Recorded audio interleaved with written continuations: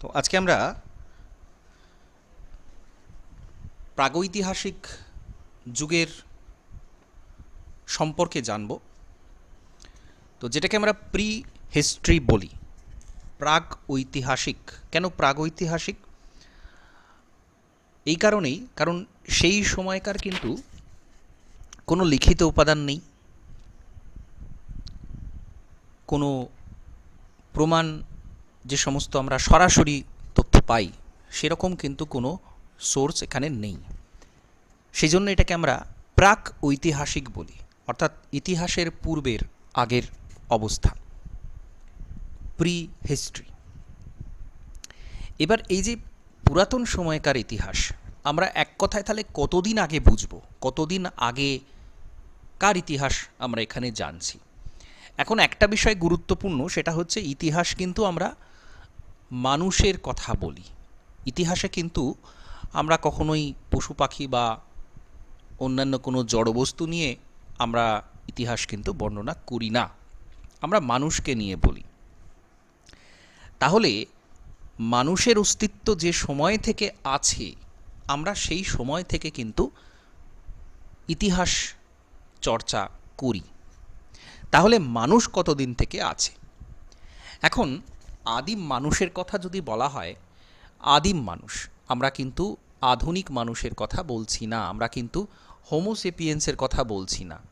আদিম মানুষের কথা যদি বলা হয়, গুহাবাসী মানুষের কথা যদি বলা হয়, তাহলে আমরা দেখব প্রায় 40 লক্ষ থেকে 30 লক্ষ বছর আগে, সেই সময়ে যে মানুষ, মানে তাকে আমরা পুরোপুরি মানুষ বলতে পারি না, কিন্তু বিবর্তনের ধারায় যে মানুষের পূর্বপুরুষ, সেটা ছিল অস্ট্রালোপিথেকাস।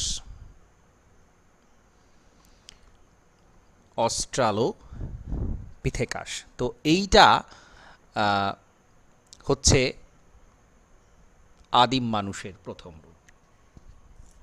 তাহলে এই যে সময়টা আমরা মোটামুটি 25-26 লক্ষ, 30 লক্ষ, এই সময় থেকে, সেই সময়কার যদি অস্ট্রালোপিথেকাসদের বৈশিষ্ট্য আমরা দেখি, এরা কোনো রকমভাবে দুই পায়ে ভর দিয়ে দাঁড়াতে পারত। চোয়াল অত্যন্ত শক্ত সুগঠিত চোয়াল ছিল, কোনো রকমে দাঁড়াতে পারত এরা। বিবর্তনের ধারায় আমরা যদি 4 পেয়ে জন্তু থেকে 2 পায়ে ভর দিয়ে দাঁড়ানো, সেই যে মানুষের প্রথম বিকাশ, সেটা হচ্ছে অস্ট্রালোপিথেকাস। এবং এই সময় থেকেই আমরা কিন্তু ইতিহাস চর্চার শুরু করছি, প্রায় 30 থেকে 25 লক্ষ বছর আগে থেকে। এবার সেই সময় থেকে সভ্যতার সূত্রপাত পর্যন্ত আমরা যদি একটা সময়কাল বিভাজন করে নিই, যে 25-26 লক্ষ থেকে বছর থেকে 2500 বছর আগের কথা, আমরা এখানে পুরোটাই বিফোর ক্রাইস্টের কথা বলছি অবশ্যই। তাহলে সেইখানে আমরা কতটা পিছিয়ে যাব না, 25 লক্ষ থেকে শুরু করে 2500 বছর, 25 লক্ষ থেকে 2500 বছর, এই যে সময়কালটাকে, এই সময়কালটাকে আমরা 4টে ভাগে ভাগ করে নিচ্ছি। সবার পুরাতন যে সময়টা, সেটাকে বলছি প্যালিওলিথিক। সবচেয়ে পুরাতন সময়টাকে আমরা বলছি প্যালিওলিথিক, তারপরেরটাকে বলছি মেসোলিথিক, তারপর নিওলিথিক এবং চ্যালকোলিথিক। এখন লিথিক কথাটা লিথোস্ফিয়ার থেকে এসেছে, অর্থাৎ শিলা, প্রস্তর, পাথর। তো মানুষ এই সময়ে যেহেতু পাথর ব্যবহার করত শিকার করার জন্য, তার বেঁচে থাকার জন্য, খাদ্য সংগ্রহের জন্য, সেই জন্য আমরা এই যুগগুলোকে মূলত প্রস্তর যুগ বলি। এবং সেইখান থেকেই প্যালিওলিথিক বা প্রাচীন প্রস্তর যুগ, মেসোলিথিক বা মধ্য প্রস্তর যুগ, নিওলিথিক বা নব্য প্রস্তর যুগ এবং চ্যালকোলিথিক বা তাম্র প্রস্তর যুগ, এই 4 ভাগে আমরা ভাগ করে নিয়েছি। এবার এই সময়কালটা আমরা যখনই ডিভিশন করছি, তখন আবার এদের সময়কালের প্রশ্ন আসবে। তো প্যালিওলিথিকটা 25 লক্ষ থেকে শুরু করে 10,000 বছর পর্যন্ত চলছে প্যালিওলিথিক বা প্রাচীন প্রস্তর যুগ। একটা বিরাট বড় সময়কাল, কারণ মানুষের যে বিকাশ সেটা খুব ধীরে ধীরে এই সময় হচ্ছে। অস্ট্রালোপিথেকাসের পরে হোমো হাবিলিস যারা আসছে তারা হচ্ছে হোমো হাবিলিস। হোমো হাবিলিসদের কি বৈশিষ্ট্য? না, এরা হাঁটতে পারত। অস্ট্রালোপিথেকাস কিন্তু সেই অর্থে হাঁটতে পারতো না, কোনো রকমে দাঁড়াতে পারতো তারা। হোমো হাবিলিস দাঁড়াতে পারত। মোটামুটি 20 লক্ষ বছর আগের সময়কালে তাদের অস্তিত্ব ছিল। দল বেঁধে এরা থাকতো, পাথরকে অস্ত্র হিসেবে ব্যবহার করতে পারত, কিছুটা উন্নত অস্ট্রালোপিথেকাসের থেকে হোমো হাবিলিস। তারপরে এই যে 20 লক্ষ বছরের পরে থেকে প্রায় 3.5 লক্ষ বছর পর্যন্ত ছিল হোমো ইরেক্টাস। এরা দল বেঁধে গুহায় থাকতো, শিকার করত, এবং এরাই কিন্তু প্রথম আগুনের ব্যবহার শিখেছিল। অর্থাৎ আগুনের ব্যবহার কিন্তু হোমো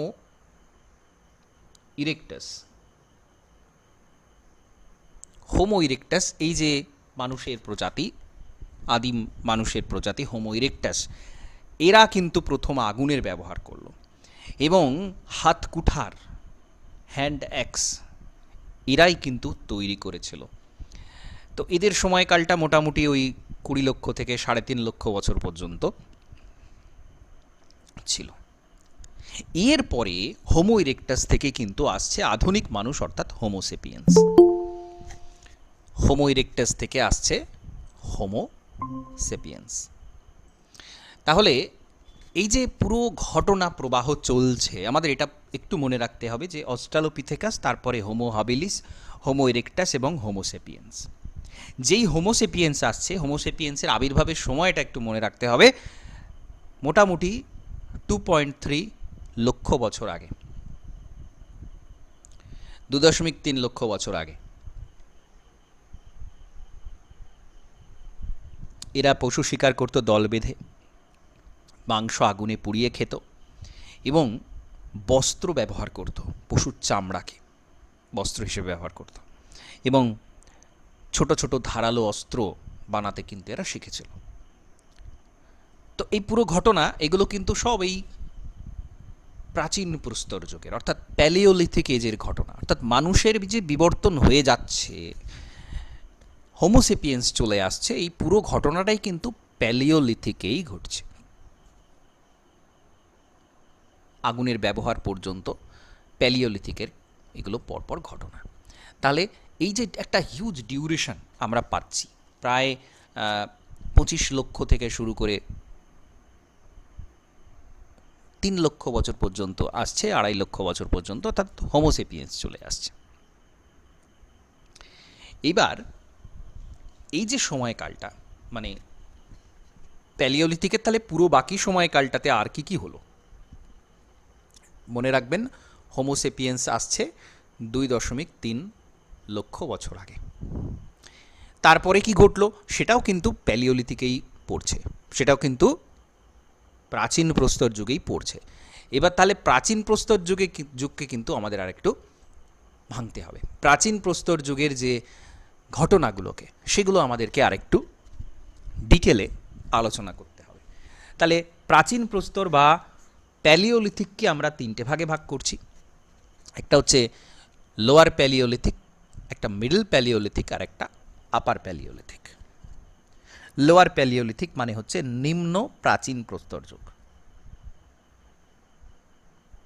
সময়কালটা কত? সময়কালটা 3 লাখ বছর পর্যন্ত। অর্থাৎ সেই সময় কিন্তু মানুষ, মানে হোমোসেপিয়েন্স কিন্তু আসছে না। একটু আগে আর আলোচনা করছিলাম, এই লোয়ার প্যালিওলিথিকটা কিন্তু একেবারে মানুষের একদম যে প্রাথমিক পর্যায়ে বিবর্তনের সেই সময়।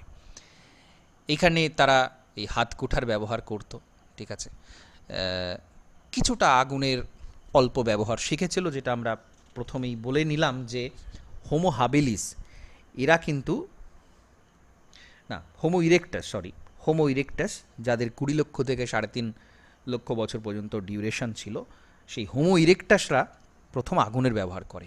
তাহলে আগুনের ব্যবহার কিন্তু সেই প্রাচীন প্রস্তর যুগেই শুরু হয়ে যাচ্ছে, লোয়ার প্যালিওলিথিকেই শুরু হয়ে যাচ্ছে, নিম্ন প্রাচীন প্রস্তর যুগে। এবার একটা বিষয়ে, এই সময়ে যে এইগুলো ছিল, এগুলো তো আমরা বিভিন্ন বাস্তব যে এক্সকাভেশন, যেগুলো অনুসন্ধান করা হয়, বাস্তব জায়গা থেকে আমরা জানতে পেরেছি, এগুলো তো কোনো কল্পনাপ্রসূত লেখা নয়। তাহলে এই সব জায়গাগুলো আছে কোথায়, যেখানে আমরা এই এভিডেন্সগুলো পেয়েছি? কোথায় আছে না, কাশ্মীরে। সোয়ান সংস্কৃতি, সোয়ান, ঠিক আছে, এটা মনে রাখবেন। লোয়ার প্যালিওলিথিকে খুব গুরুত্বপূর্ণ একটা হচ্ছে সোয়ান, কাশ্মীরের কাছে রয়েছে। শিবালিক পার্বত্য অঞ্চলে পাওয়া যায়, রাজস্থানের দিদোয়ানা অঞ্চলে,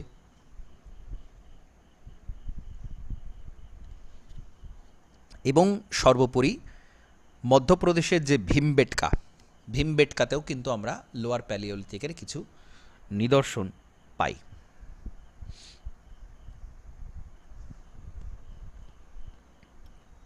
তো এদের কিন্তু কোনো বাসগৃহ ছিল না, খোলা আকাশের নিচে বা প্রাকৃতিক গুহা যেগুলো, সেখানেই এরা বসবাস করত, হাতকুঠার ব্যবহার করত, এরা খাদ্য সংগ্রহ করত, এভাবে এরা বেঁচে থাকত। তারপরে মিডল প্যালিওলিথিক, বা যেটা তারপরে যে হোমোসেপিয়েন্স যখন আসছে, তারপরে এই মধ্যপ্রস্তর, মধ্য যে প্রাচীন প্রস্তর, সেইটা আসছে। এখানে দেখা যাচ্ছে অস্ত্রগুলো একটু হালকা, কিছুটা সাইজটা ছোট, কিন্তু একটু বেশি ধারালো।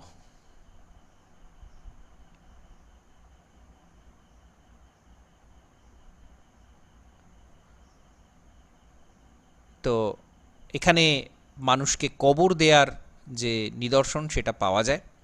আবারও সেই একই প্রশ্ন, তা আমরা কি করে জানলাম? মহারাষ্ট্রের নেভাসা, রাজস্থানের দিদোয়ানা, এইসব অঞ্চলে মধ্যপ্রাচীন প্রস্তরের কিছু নিদর্শন পাওয়া গেছে। তারপরে আসছে আপার প্যালিওলিথিক, অর্থাৎ নিম্নটা শেষে, এখানে উচ্চ প্রাচীন প্রস্তর যুগ। এখানে কিন্তু হাতিয়ারগুলো আর একটু ধারালো হচ্ছে, হাতিয়ারগুলো আরও বেশি ধারালো হচ্ছে, এবং মানুষের যে আধুনিক ফর্ম, সেটা এখানে চলে আসছে। এবং সভ্যতা তখনও শুরু হয়নি, কিন্তু মানুষের যে কিছুটা আধুনিক রূপ, সেখানে আমরা এটা কিন্তু দেখতে পাচ্ছি।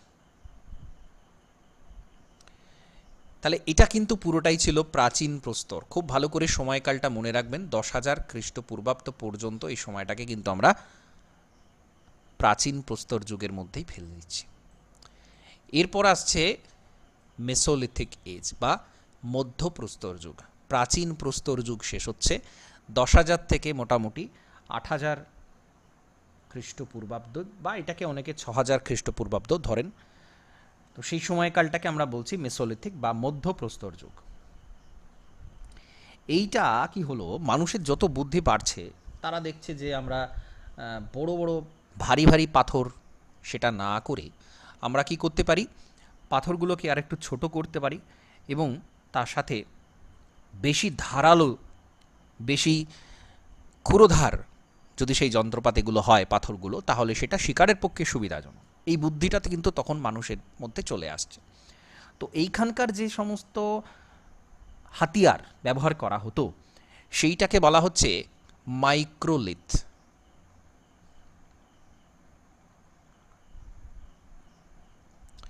মাইক্রোলিথ, এবং সেই কারণে এটাকে বলা হচ্ছে মাইক্রোলিথিক এজ। মানে মেসোলিথিকের মধ্যে, মধ্যপ্রস্তরের মধ্যে, এই যে এখানে আমরা ছবিতেও বুঝতে পারবো, অস্ত্রগুলো কিন্তু অনেক বেশি সুচালো অনেক বেশি হচ্ছে, ফলাটা অনেক বেশি বড় হচ্ছে। এই জন্য এটাকে আমরা বলছি মাইক্রোলিথ।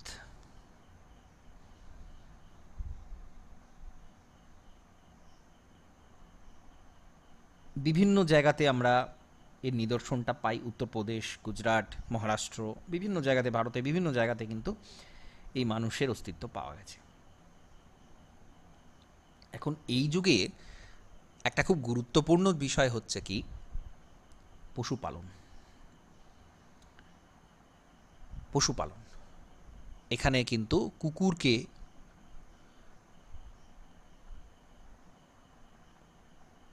পালন করা হচ্ছে, এছাড়াও ভেড়া, ছাগল, হরিণ, শূকর এইগুলো কিন্তু আসছে। পশু শিকার করা এবং পশুপালন দুটোই কিন্তু এখানে চলছে। মাছ ধরা, ফলমূল সংগ্রহ করা, এগুলো কিন্তু এখানে চলছে। এবং একটা গুরুত্বপূর্ণ বিষয় সেটা হচ্ছে কি, কৃষিকাজের কিছুটা সূত্রপাত কিন্তু মধ্যপ্রস্তরের শেষ দিকে আসছে, একদম শেষ দিকে। মানে আমরা কৃষিকাজের সূত্রপাতটা নব্যপ্রস্তরেই ফেলবো বা নিওলিথিকে ফেলবো, কিন্তু মধ্যপ্রস্তরের শেষ দিকে কিছুটা কৃষিকাজের আভাস পাওয়া যায়। অর্থাৎ হঠাৎ করে তো মানুষ নব্যপ্রস্তরে হঠাৎ করে তো একদিনে কৃষিকাজ শিখে গেল না, তার একটা ছোট ছোট ফর্ম তৈরি হতে শুরু করেছে, তারপরে তারা পরিপক্কভাবে কৃষিকাজ শুরু করতে পেরেছে। তো সেই যে সূত্রপাত, সেটা মেসোলিথিকের একদম শেষ দিকে কিন্তু হয়েছে। আচ্ছা, এরপরে আসছে নিওলিথিক এজ, অর্থাৎ আমরা যেটাকে বলি নব্যপ্রস্তর যুগ।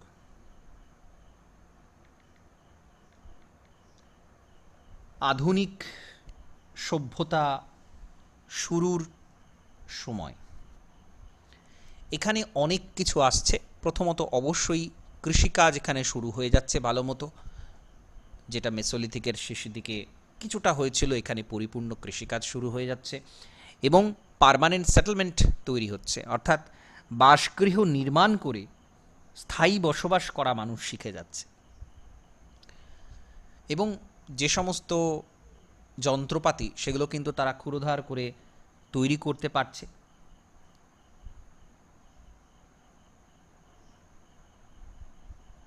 চাষাবাদ ভালো মতো তার অস্তিত্ব আমরা কিন্তু এখানে পাচ্ছি। আর একটু ভালো করে সময়কালটার দিকে আমরা লক্ষ্য করলে বুঝতে পারবো যে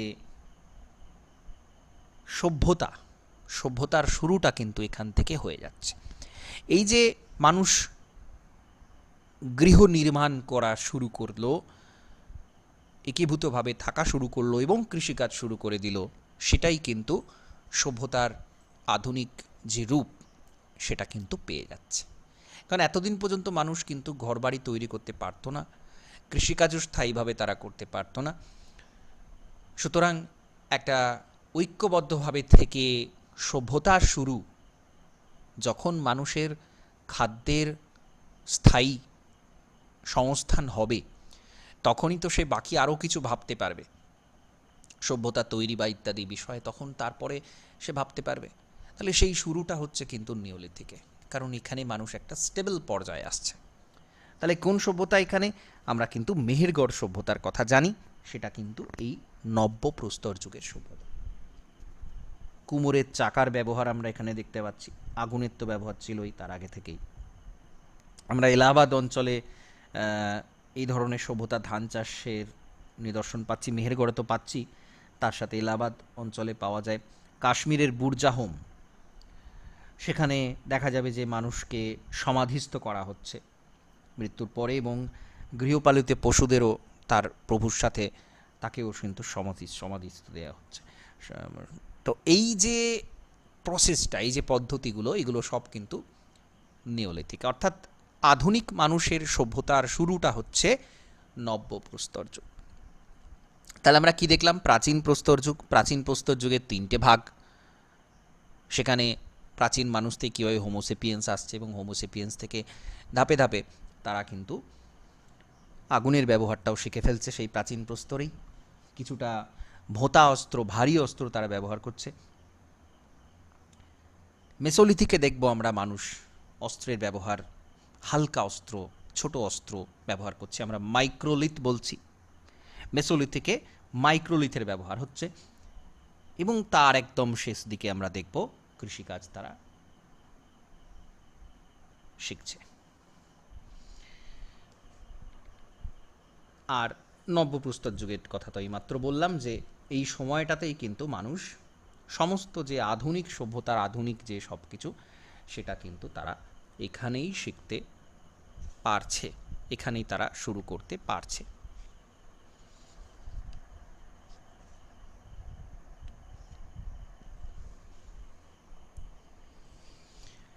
তাহলে এটা হলো নিওলিথিকের ঘটনা।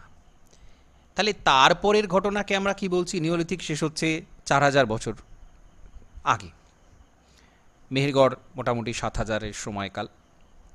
তারপরে ধীরে ধীরে মানুষ আরও কিছুটা পরিবর্তন হচ্ছে।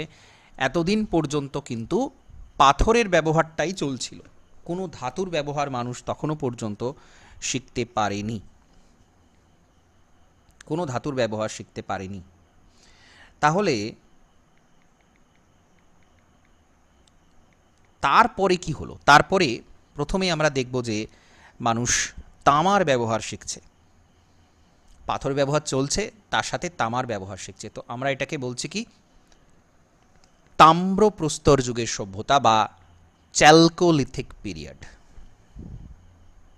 চ্যালকোলিথিক পিরিয়ড 4000 থেকে মোটামুটি 2500 পর্যন্ত, বা মোটামুটি তারপরেও কিন্তু সেটা চলছে, মানে সেটা তার সূত্রপাতের সময়কালটা আমরা বলতে পারি। কারণ আমাদের যে হরপ্পা সভ্যতা বা সিন্ধু সভ্যতা সেটা কিন্তু এই চ্যালকোলিথিক পিরিয়ডেরই সভ্যতা। তো তামার ব্যবহার তারা শিখছে মানুষ পাথরের সাথে সাথে, এবং তামার সাথে টিন মিশিয়ে ব্রোঞ্জেরও তারা কিন্তু ব্যবহার করতে পারছে। তো এটাকে আমরা বলছি চ্যালকোলিথিক পিরিয়ড। এবং চ্যালকোলিথিকে মানুষ আরও অনেক বেশি উন্নত হয়ে যাচ্ছে, মানুষ ব্যবসা বাণিজ্য শুরু করছে। যে সমস্ত গ্রাম সভ্যতা তারা আগেই শুরু করেছিল সেটা আরও বেশি বাড়াতে পারছে, এবং শুধু তাই নয়, তারা কিন্তু শহর তৈরি করে ফেলছে। আমরা হরপ্পা সভ্যতা দিকে তাকালেই বুঝতে পারবো সেই সময়কার মানুষ কতটা উৎকৃষ্ট হতে পেরেছিল। মাত্র কয়েকশো বছরের মধ্যে তারা কিন্তু একটা এতটাই মানুষের ডেভেলপড হয়েছিল। কারণ আমরা কি দেখলাম যে প্রাচীন প্রস্তর যুগ দেখলে আমরা দেখব মানুষ কিন্তু সেই অর্থে দীর্ঘ সময় লেগেছে মানুষের বিবর্তন হতে, একই রকম ছিল তারা প্রায়। তো এই সময়টাতে এসে আমরা দেখব মানুষের যে বিকাশের হার সেটা কিন্তু অনেক বেশি বেড়ে যাচ্ছে, অনেক বেশি বেড়ে যাচ্ছে। তাহলে এটা হচ্ছে চ্যালকোলিথিক। এইবার আমরা যে ভীমবেটকার কথা বলছিলাম, ভীমবেটকা খুব গুরুত্বপূর্ণ। ভীমবেটকার যে গুহা চিত্র আছে সেটা কিন্তু একটা ইউনেস্কো ওয়ার্ল্ড হেরিটেজ সাইট, স্বাভাবিক সেটা হওয়া।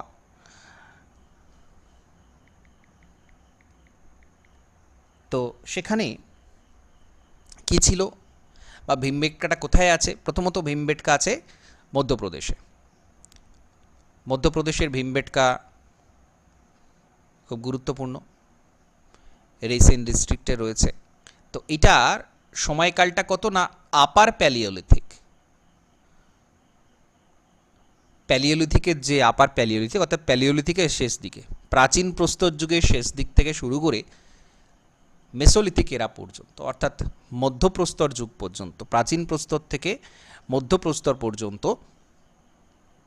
30,000 থেকে 10,000 খ্রিস্টপূর্বাব্দের যে সময়কাল, সেই সময়ের মধ্যে এই ভীমবেটকাতে কিন্তু গুহাচিত্র আঁকা ছিল। এবং ছবিগুলো আমরা যদি দেখি আমরা দেখব এতটাই সুন্দর নিখুঁত ছবি সেই সময়কার মানুষ এঁকেছে। এটা কিন্তু সেই 30,000 থেকে 10,000 বছর আগের আঁকা ছবি যেটা আমরা আজকে দেখতে পাচ্ছি। 2003 সালে এটাকে ইউনেস্কো ওয়ার্ল্ড হেরিটেজ সাইট দেওয়া হয়। 750টার মতো এরকম গুহা রয়েছে এখানে। তো কিসের ছবি এখানে রয়েছে? তারা শিকারের, নৃত্যের, বিভিন্ন রকম পশু পাখির চিত্র, প্রাত্যহিক জীবনের চিত্র, বিভিন্ন তারা গ্রুপে যে সমস্ত কাজকর্ম করতো সেই সব ছবি, সেইগুলো আমরা এর মধ্যে দেখতে পাই। রেড, হোয়াইট, ইয়েলো, গ্রিন এই সমস্ত কালার তারা ইউজ করেছে বিভিন্ন মিনারেলস থেকে, পশু পাখি থেকে প্রাপ্ত যে তাদের ফ্যাট, সেই সমস্ত জিনিস থেকে তারা সেই রঙটা করত।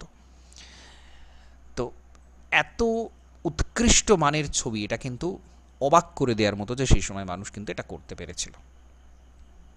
ভীমবেটকার যে কেভ পেন্টিংগুলো পাই আমরা, তাহলে এর সময়কালটা আমরা দেখে নিলাম।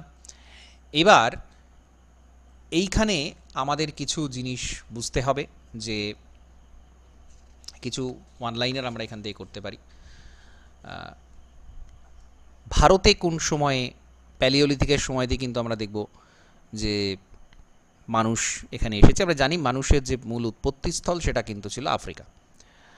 তারপরে সেখান থেকে মানুষ কিন্তু ছড়িয়ে পড়ে এবং সেটা কিন্তু ভারতবর্ষেতেই আসে। আমরা সেই প্রাচীন প্রস্তর থেকে সব নিদর্শনগুলো কিন্তু দেখতে পাচ্ছি ভারতবর্ষে তারা কিন্তু ছিল। এবং ভীমবেটকাটা হচ্ছে ভারতের মধ্যে ওল্ডেস্ট কেভ পেন্টিং। মেহেরগড় হচ্ছে নিওলিথিক সাইটের প্রথম নিদর্শন, বর্তমানে যেটা পাকিস্তানে বোলান উপত্যকাতে রয়েছে। চ্যালকোলিথিক মানেই হচ্ছে সেখানে তামার ব্যবহার থাকবে। ইন্দাস ভ্যালিতে ব্রোঞ্জের বিভিন্ন দ্রব্য, তামার ব্রোঞ্জের দ্রব্য, আরবান প্ল্যানিং আমরা দেখতে পাচ্ছি। তো এই সমস্ত বৈশিষ্ট্যগুলো এর জন্য গুরুত্বপূর্ণ। আচ্ছা, প্রিহিস্ট্রি ম্যান হিউম্যানিস্ট স্টাডি, সেটাকে কি বলা হয়? অ্যানথ্রোপোলজি। প্রাচীন মানুষের যে স্টাডি সেটাকে বলা হয় অ্যানথ্রোপোলজি। বিগত বছরে কীরকম ধরনের প্রশ্ন এসেছে আমরা দেখব।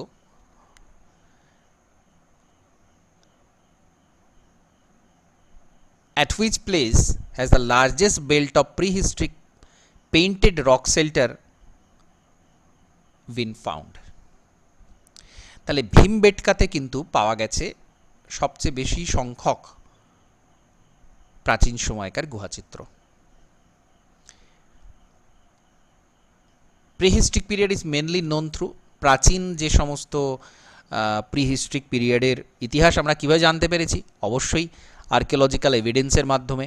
এই সময় এখানে তো কোনো লিখিত উপাদান নেই, সুতরাং বিভিন্ন খোঁড়াখুড়ি করে মাটি থেকে বিভিন্ন যে উপাদানগুলো আমরা পেয়েছি, আর্কিওলজিক্যাল এভিডেন্স এখানকার প্রধান উপাদান। প্রাচীন মানুষের অস্তিত্ব কোন যুগে আমরা পাচ্ছি? সেটা অবশ্যই প্যালিওলিথিকের সময় থেকেই পাচ্ছি।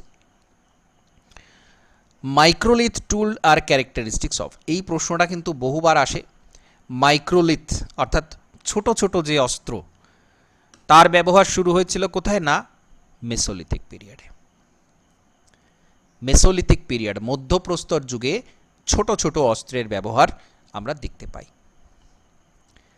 পলিশড স্টোন টুল, পালিশ করা যে পাথরের অস্ত্র, সেইগুলো আমরা পাচ্ছি নিওলিথিক এজে, নব্যপ্রস্তর যুগে আমরা পাচ্ছি। ভারতে প্রথম নিওলিথিক সাইট হচ্ছে মেহেরগড় সভ্যতা। চ্যালকোলিথিক পিরিয়ডটা অবশ্যই তামা, জন্যই সেই নামটা চ্যালকোলিথিক হয়েছে। হিউম্যান লাইফ এর ট্রানজিশনটা আমরা যদি দেখি, তাহলে দেখব প্রথমে তারা হান্টিং করতো, তারপর এগ্রিকালচার শুরু করলো, তারপর এসছে সিভিলাইজেশন। এগ্রিকালচার এসেছে নব্যপ্রস্তরে, মানে পার্মানেন্ট যেটা একদম এগ্রিকালচারের আধুনিক যে রূপ, সেটা নব্যপ্রস্তরে এসেছে এবং তারপরে কিন্তু মানুষ সিভিলাইজেশন তৈরি করতে শিখেছে। তাহলে এরকম ধরনের প্রশ্নগুলো এখানে কিন্তু আসে। তো আমরা ওভারঅল এখানে দেখলাম, একটা ওভারঅল আইডিয়া আমাদের এখানে তৈরি হলো যে বিভিন্ন যুগে কখন কি ঘটনা ঘটেছে, মানুষের বিকাশটা কিভাবে ঘটেছে, এবং সেটা আমরা মূলত যেহেতু পাথর থেকেই সেটা আসছে, পাথরের থেকেই আমরা সেই ডিভিশনটা করতে পারছি, সেই জন্য সবটাই কিন্তু আমাদের প্রস্তর যুগ বলা হচ্ছে। এবং প্রস্তর যুগের মধ্যে এই ধাপগুলো কিন্তু আমরা দেখতে পাচ্ছি। এবং এই বিগত বছরের প্রশ্ন আমরা দেখলে বুঝতে পারবো এই ধরনের প্রশ্ন কিন্তু এখান থেকে এসেছে। এর পরের ধাপে আমরা বিভিন্ন যে সভ্যতা, অর্থাৎ মেহেরগড় সভ্যতা, সিন্ধু সভ্যতা, এই যে সভ্যতাগুলো সম্পর্কে ডিটেল আলোচনা করা যাবে। প্রশ্ন উত্তরের সাথে সাথে আমরা এগুলো আলোচনা করব। প্রশ্ন উত্তর এমসিকিউ আলোচনা করব যে কী ধরনের প্রশ্ন উত্তর এই জায়গাগুলো থেকে এসে থাকে, এবং আমরা কিন্তু একদম বেসিক লেভেল থেকে শুরু করে অ্যাডভান্স লেভেল পুরোটাই এখানে কভার করে নেব। ঠিক আছে, কিছু প্রশ্ন থাকলে জিজ্ঞাসা করতে পারেন। স্যার এখন কেমন আছেন? হ্যাঁ, ঠিক আছে এখন। স্যার বলছি ওই 14 তারিখ যেটা বলছে ওটা কি ওই দিনই হবে পরীক্ষা হ্যাঁ, হ্যাঁ, ডব্লিউবিসিএস? হ্যাঁ, হ্যাঁ, মোটামুটি আশা করতে পারেন 14 তারিখ, কারণ দীর্ঘদিন ধরে এটা নিয়ে টানাভানা চলছে। হ্যাঁ, তো 14 তারিখে হতে পারে মানে কি, মানে 99% চান্স 14 তারিখে হবে। তো স্যার এই টাইমের মধ্যে সিলেবাস শেষ হয়ে অবশ্যই, যাবে? অবশ্যই, অবশ্যই খুব ভালোভাবে হয়ে যাবে, ভালোভাবে হয়ে যাবে, কোনো অসুবিধা হবে না। ঠিক আছে, রিভিশন ক্লাসগুলো আমি করিয়ে দেবো খুব ফাস্ট, এগুলো করিয়ে দেবো আপনাদের, আশা করছি কোনো সমস্যা হবে না। ঠিক আছে, প্রিলিমস ওরিয়েন্টেড যে সমস্ত কথাবার্তা বলার সেগুলো আমি বলে দেবো, আর প্র্যাকটিস করার যেগুলো ব্যাপার, মানে মক টেস্ট দেয়া ইত্যাদি ইত্যাদি যে সমস্তগুলো, সেগুলো আমি অ্যারেঞ্জ করে দেবো, কোয়েশ্চেন আনসার ডিসকাস করা, এমসিকিউ ডিসকাস করা, সেগুলো করে দেবো। ঠিক আছে। হ্যাঁ স্যার। হ্যাঁ, ওকে, আজকে ক্লাসটা এখানে কমপ্লিট করছি, নেক্সট দিন আমরা ডিটেলে পরে অন্যান্য বিষয়গুলো আলোচনা করব। ওকে। ওকে। হ্যাঁ, হ্যাঁ স্যার, গুড নাইট স্যার। হ্যাঁ।